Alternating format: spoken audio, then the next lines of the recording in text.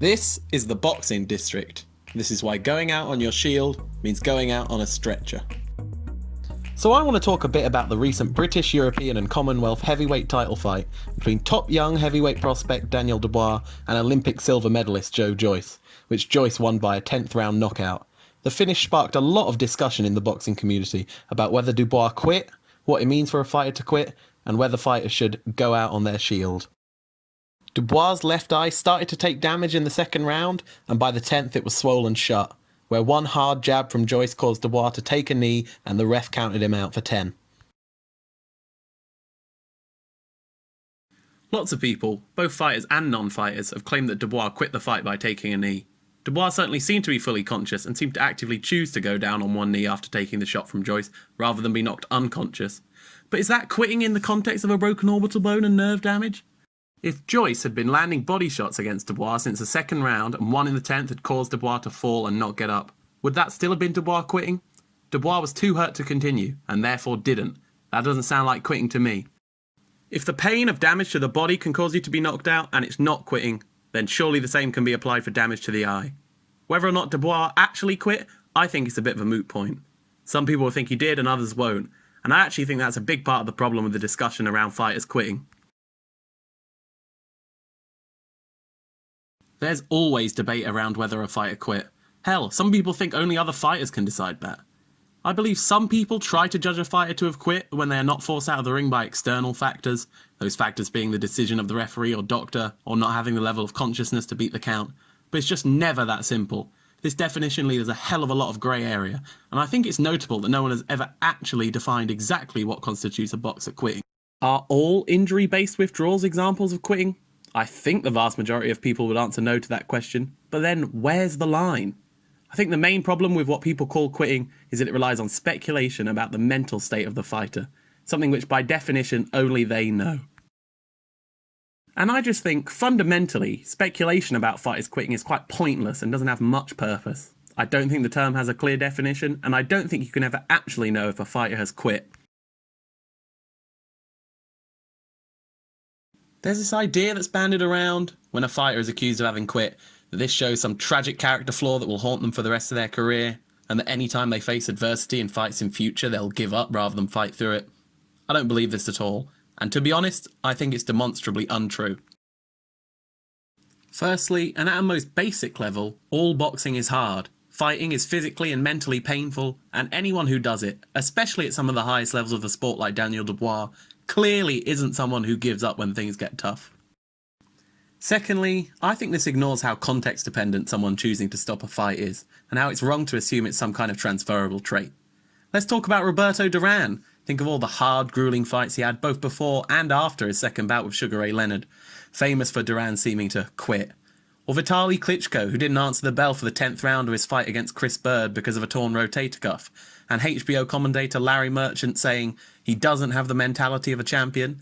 Vitaly Klitschko went on to win 12 world heavyweight title fights after that night. A fighter making a decision in a certain context based on certain circumstances doesn't have any bearing on the decisions they're going to make in different circumstances in the future. Saying that Dubois being unable to carry on against Joyce means this is more likely to happen again in future is like saying Dillian Whyte will be forever vulnerable to uppercuts for the rest of his career because Povetkin showed you can knock him out with one. In the right context, a fighter will decide that they are unable to continue a fight. I don't think you can deduce much from that about how they will act in other contexts, in other fights where the circumstances will be different. In that moment, Daniel Dubois judged that he could not continue. If the exact same thing happened to him again, then presumably he would make the same decision. But I don't think we should make any judgment beyond that. Okay, now I have to talk about the concept of going out on your shield that comes up so often in boxing. For the Dubois-Joyce fight, Carl Frampton talked about it a lot in his post-fight analysis. Earlier this year, Deontay Wilder mentioned it a lot in reference to his trainer Mark Breland throwing in the towel against Tyson Fury, and I'm sure I remember the term being bandied about at points surrounding Anthony Joshua's shock upset loss to Andy Ruiz Jr. last June in Madison Square Garden. To be blunt, I think this phrase is toxic and needs to stop. When people use that phrase, they should think about the families of boxers like Patrick Day and Scott Westgarth, who have died in recent years because of injuries sustained in a boxing ring. If Daniel Dubois had carried on that fight with his impaired vision and skull fracture, and then because of those factors being knocked out badly, developed a bleed on the brain, and died, and Olympic hopeful Caroline Dubois had to carry on the rest of her career without her brother? Would anyone say it was good that he didn't take a knee and decide he couldn't carry on in the 10th round? Carrying on when you are injured and compromised, which puts your life in serious danger, is something that should be criticised, not applauded, and definitely not demanded. Carl Frampton said after the Dubois-Joyce fight that he wants to be dragged out of the ring. Well, I'd love to see what his family think of that. We, as a community, cannot let the sport of boxing become unnecessarily dangerous by encouraging fighters to carry on fighting in riskier and riskier circumstances when they are injured. Obviously, a huge amount of responsibility for that is also on the cornermen, referees, and ringside doctors, but there will always be an element of self-diagnosis for injured fighters. Actually thinking about it, how ludicrous is it that the idea of a fighter being injured, and therefore not continuing fighting, is some kind of blot against their character or ability?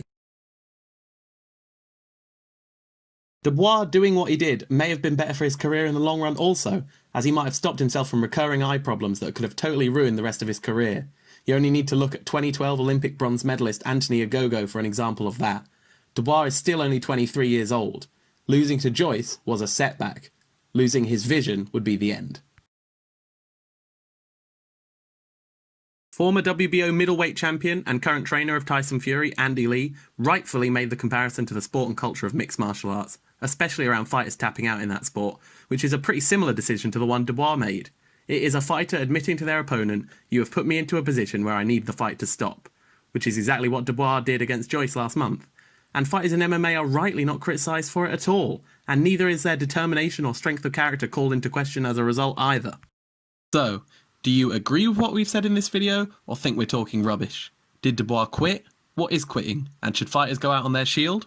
Feel free to drop the answer to any of those questions down in the comments, and please do subscribe if you can, because we're just starting out as a channel and would really appreciate the support. And I'll see you next time you decide to visit the Boxing District.